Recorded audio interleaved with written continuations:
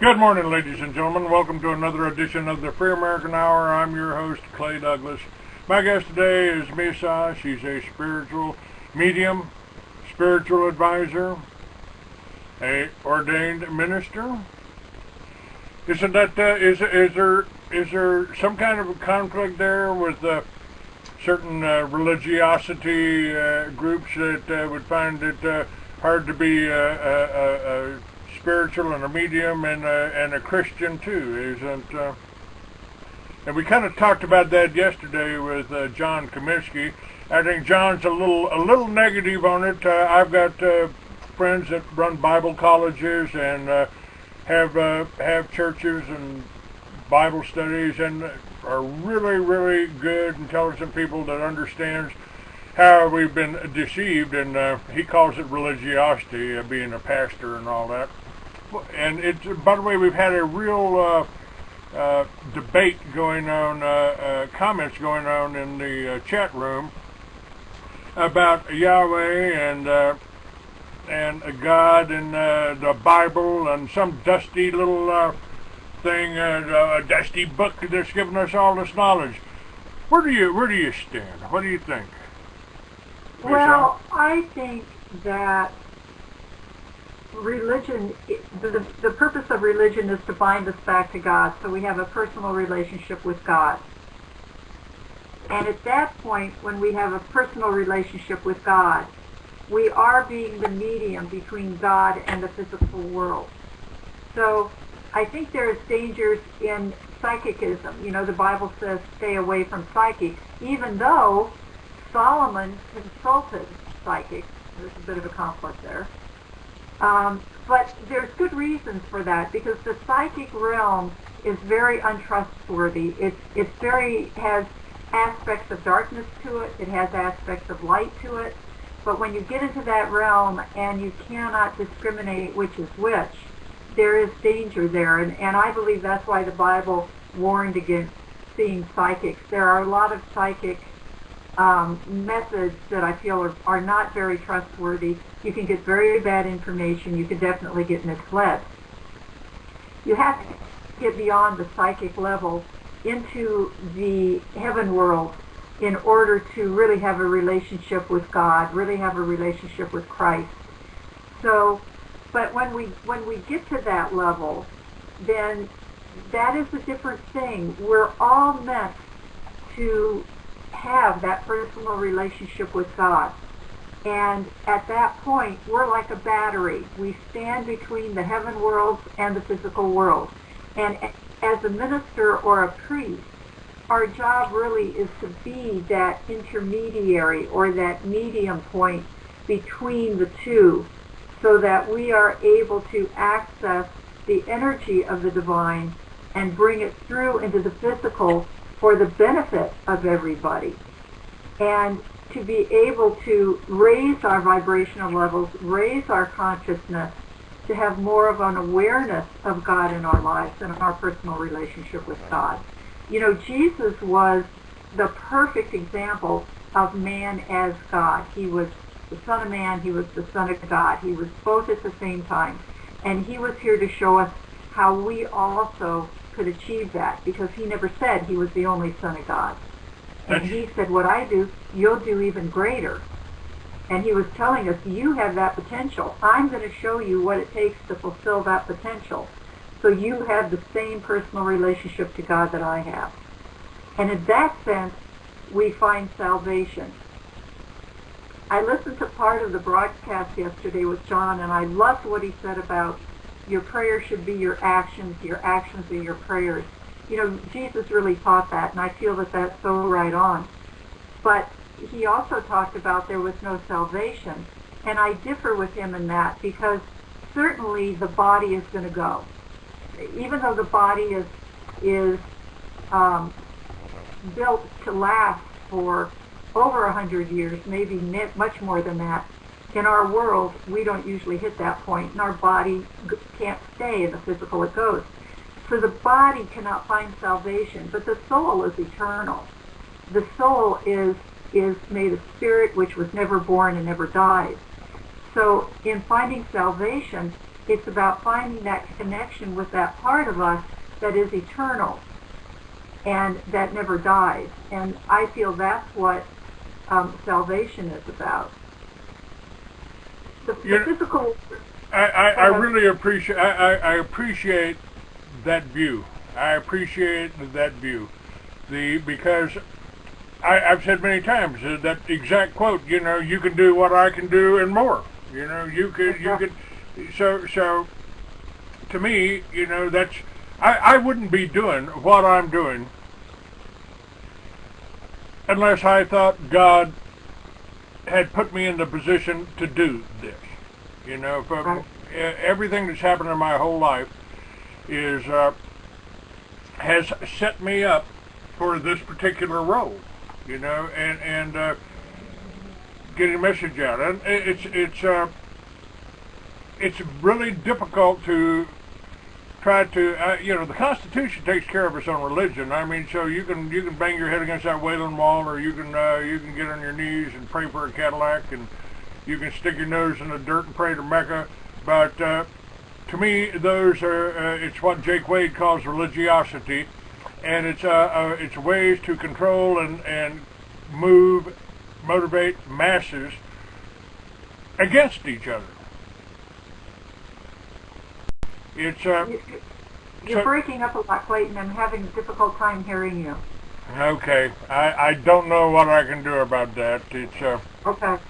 But the churches are not doing their job. I don't think they're not trying to put people in touch with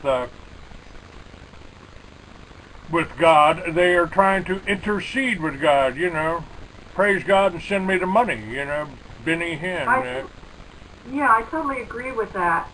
I think that the church is basically, and whatever church we're talking, you know, whatever path we're talking about, I think that they're not doing their job. They're not teaching people how to access that direct relationship. They're not empowering people to do that.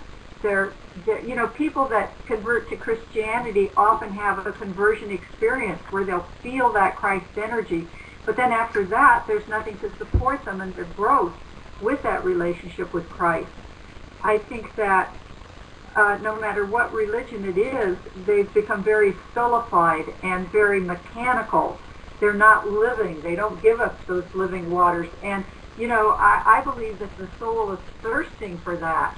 And I feel that when we don't have that, then we get very stuck in the duality of being in the physical experience. Then we get stuck in, my God is better than your God. Well, my book says that if you don't believe, you're going to go to hell. And my book says that you're the infidel and we have to kill you. You know, when we have that relationship with God and we have that spirit in our heart, we're not going to terrorize somebody else. We're not going to go kill somebody else. We're not going to go abuse somebody else. Because when our hearts are one with that spirit, that Christ spirit, I call it the Christ spirit, there's peace and there's bliss and there's love, and you don't have the desire to do anything but be helpful and to do anything but to take care of your brother man and brother woman and brother animals, and as the natives say, all my relations, all living things. Why aren't we seeing more of that in the world? Why are we seeing so much war and killing and terrorism? And it's because that's not in the heart, and that's because people have not found a way to connect with that in their heart. And that is, I feel, the responsibility of religions, and it ain't happening, in my viewpoint. When you said there was a word that just caught, you said mechanical, and that's what I get from seeing the Muslims in their prayers. It looks all mechanical. It's like they're part of a machine, all of them bowing at the same time, all of them doing the same thing, all of them facing the same direction. Mm-hmm. Mm-hmm. It's ritual. Now, a true ritual has a very spiritual focus, and a true ritual is an activity whose real function is to connect us back with that higher energy. But when it becomes rote, and you just do it because that's what you're taught you're supposed to do, then it becomes very mechanical. I'm sure that there are beautiful Muslim people that feel God in their heart, and I'm sure that there are beautiful Christian people that feel God in their heart. There's beautiful Jewish people that feel God in their heart. There's beautiful Buddhists that feel God in their heart. But there's a whole lot of them that don't, and they're just following what they have been taught to do. There's ministers and priests that follow what they have been taught to do, but they do not have the understanding of what they're actually doing and how that's affecting things on the inner dimensions and how to access that to help their flock, so to speak. So there's a mechanical, rote kind of things that go on, and I believe that produces fanatics. My opinion. It does that, and you know, the whole thing is, I mean, why can't you just do it by yourself? Why do you have to be a part of a group? Why do you have to be, most of the Christians, and I've made a lot of money with Jews, you know, I've sold in New York City to, walked in one shop and it was Jewish, and another shop and it was Muslim, and another shop and it was Christian. You know, they all got along in New York City. I don't know why they can't do it over in the Middle East, but it's like, if you don't believe just like I believe, you're going to go to hell. Now wait a minute, you know, I've actually kind of manhandled a preacher once. I was over at my sister's house, and she wanted me to introduce her. She wanted to introduce her pastor to me. And she did, and the first thing he said to me, "Have you been saved?" I said, "Well, I don't know. What does that entail?" "Well, you've accepted Jesus Christ as your Lord and Master." And I said, "No, I haven't done that." You know, and I said, "Well, let me ask you a question, preacher. There's an Aborigine in Australia that's never seen a white man. He takes a mate, he has children, he feels, he teaches them how to live, how to find water, how to find food. He takes care of them. He's a good person. He's never seen a white man, he's never read a Bible, he's never heard of Jesus Christ. Does he go to hell?" And he said yes. And I reached over and grabbed him by his tie, carried him strung him, led him to the front door, opened the front door, and threw him out. My sister came in and said, "What happened to the preacher?" I said, "Oh, he had to leave."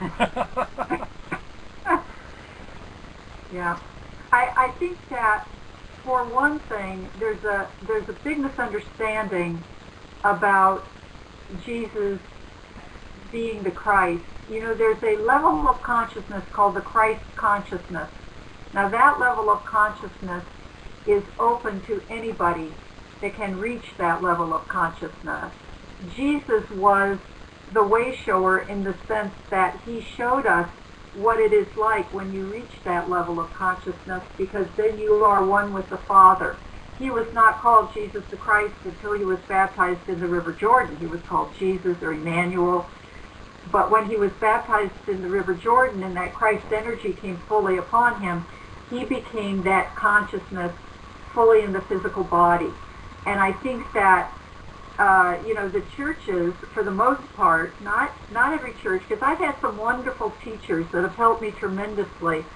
And I think that if you and I sat in the presence of Jesus and listened to his teaching, and more importantly, felt in our hearts who he was, we would have been extremely affected by that and would have gained great, great benefit from that. And we still can, because he's alive and well on other dimensions. But when they take that away and present Jesus as the only way to God, that's a tremendous disservice to mankind. There have been other great teachers that have reached that Christ consciousness and have, in Hinduism, they have Krishna. Well, Krishna in Hindu means Christ. He was an individual that reached the Christ consciousness, and so they venerate him as an individual that has become one with the Father, like Jesus. And so there's a great disservice when they say that the only way to God is through Jesus. The truth is, the way to God is through the Christ consciousness. Jesus was the symbol for that. But he wasn't the only person that reached that. And again, he said, what I do, you shall do, and you shall do greater than I. And that was his whole message. And why have they moved off of that message? At 326 A.D., at the Council of Nicaea, right, they promoted Jesus to God, and I maintain that the reason they did that was because they wanted to discourage men like me from aspiring to be the kind of man that he was. Exactly. And see, he's God, he's unattainable. No, we can still have, and I don't believe God stopped talking to us 2,000 years ago. Oh, I don't either. I was at a church service several years ago, and the preacher said, and if God were here today, and I thought, well, if God's not here, what am I doing? I can go in my room, shut the door, and sit in the presence of Christ. So it's awful. I've heard many preachers say that God doesn't talk to us today. He used to, but for some reason, he pulled that plug, and we can't have that anymore. And that to me is evil. That to me is saying you can't reach God except through a certain little narrow viewpoint, a certain little few words, and that is evil, because we can reach God simply by allowing ourselves, by surrendering to that divine and allowing God to come in our hearts, because that's where he lives anyway. And when people try to stop us from reaching that God in us, that Christ in us, that's what I call evil.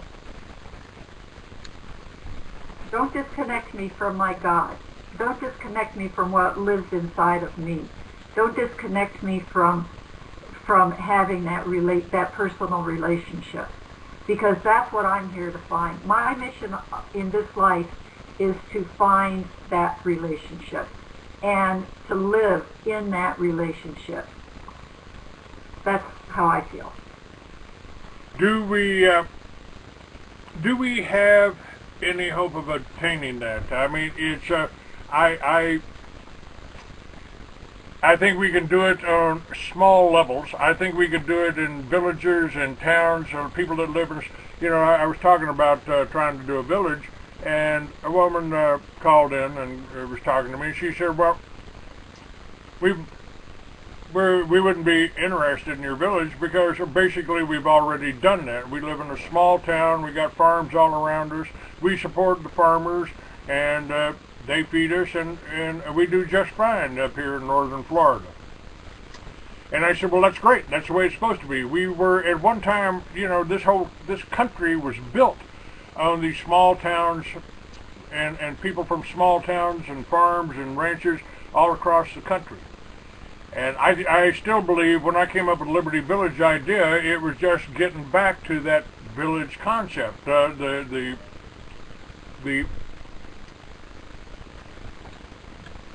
the people up there in the East that don't use any modern conveniences. Yeah. I just spaced out the name of their particular religion sect, but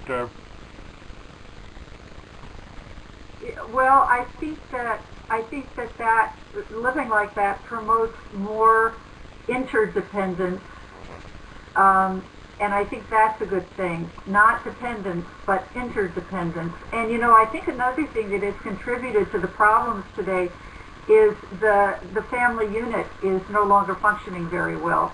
And in our technological society, the family unit has sort of fallen apart, and we've lost a lot of those values that used to be there. And to a child, when a child is born into a family, the child sees the father and mother as God figures, because the father and mother have, they're the ones that keep the child alive. They nurture the child. They allow the child to grow. They teach the child. They're a metaphor for God in that child's life. When the child does not have that, they don't have a model to take the next leap, which is to go on their spiritual path to find the greater God. And so the demise of the family structure, I think, has caused a lot of spiritual problems in the Western world, or in any part of the world where that structure is no longer functioning very well. And I think that interdependence, you could take it from the family structure to the village. The old saying, it takes a village to raise a child. Into the cities where, you go into some areas of the city where there's no such thing as a family structure. It just isn't there. There's more divorces. There's more violence. There's more things that really pull us apart. One person against another person, one belief system against another belief system. It's a mess. It's really a mess. And I think we have to get back to those very basic kinds of structures and values to support each other and to have interdependence and to be able to validate each other, whether we're on the same spiritual path or not. A spiritual path is good if it's the true path, and we can find it. It's difficult to find these days. Where are you going to find a true path? It's very difficult to do. It's very difficult to do, and the Bible also tells us we'll forget who we are, who we're supposed to be. I mean, I really don't have any problem believing that. I've interviewed a lot of the Christian identity, but in some ways they're as bad as the rest. I want you to believe just like them. If you don't believe just like them, they don't want to have anything to do with you.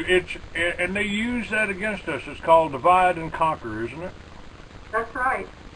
That's right. Yes, and it's really has nothing to do with God or Jesus or what Jesus taught. It has everything to do with man and having his own agenda and wanting things to be the way his ego consciousness thinks they should be.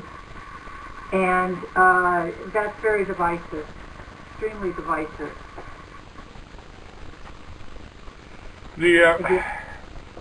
We've got Dr. Jake Wade. I'll have him on as my guest tomorrow. We're going to take a trip. So tomorrow we'll be doing the show remotely. We won't be doing blog TV tomorrow. We'll be doing blog talk radio, and he has a church in the wilderness, the Way Church. And he's gone into the towns and he's tried to work with other pastors. They won't work with him. And a matter of fact, I found out that one of the pastors who he's been sharing the church with, black pastor, also had a Mason's ring. And Jake told him, "Man, you can't be a Mason and a pastor here, What about the Masons? I mean, the religions certainly, Catholic Church has certainly been the New World Order for the last 2,000 years, hasn't it? That was formed in, what, 326 A.D., and again, they made Jesus unreachable. And for many years in that period, you weren't even allowed to read the Bible, weren't you? Were you? I mean, the church told you to just listen to what the priests say? Well, what happened was, people couldn't read or write. The only people that could read or write were the clergy, were the priests. So they were the ones that had the power to talk about the Bible or to read the Bible, and they interpreted, of course, as they did. And it wasn't always the correct interpretation, or but they actually had the power. As as the printing press came into being, and they started printing the Bibles, and people started learning to read, then they could read the Bible for themselves. But the clergy kept that very, very controlled for a very, very long time. So they were the only people that had access to it. Now the Masons, my understanding is the original intent of the Masons was a spiritual one, and it got infiltrated and changed. And once it got infiltrated, it became kind of out of control, and it became a tool for the powers that be that wanted to use it for their own purposes. But the original intent was to teach spiritual precepts, teach people the steps to their own attainment of their own spiritual being. It's different today. It's not what it was supposed to be. And when it got infiltrated, then there were offshoots that happened. The people that were in the Masonic order that said, no, this isn't right, and so we're going to go start something else and try to keep it pure, they weren't very successful at that. Their offshoots didn't last very long for whatever reason, and the Masons sort of grew and grew and grew. But originally it was not in conflict with spiritual teachings. Now it's very questionable what goes on there. Well, I've got a question for you. I asked this earlier in the chat room, and we got a couple more minutes on this side, and then we'll be doing another half hour. Actually, everything's worked today, amazingly, but I'm out of a bad situation, and it's actually worked out really well and really good. The move and everything happened. I wasn't happy about where I was at, and I won't go into that in detail. That'll be in my next article in detail. But the fact that I was brought here, the fact they may have actually brought me here to close me down, to stop the radio show. That may have been the purpose behind it. But it didn't work out like they thought, and I've got a support group here. We got meetings here. We got books. We got videos, DVDs. We've got and a group of people that are taking an active stance, trying to get information out. And it seems to me the biggest problem we have. I mean, religion may be at the a part of this, along with politics, religion and politics. Yeah. But our biggest problem is that we don't know how to work together. We won't cooperate with each other. It's like everybody's on an ego trip, and it makes it very difficult to get anything done if you got to have it just your way. Well, I think that's very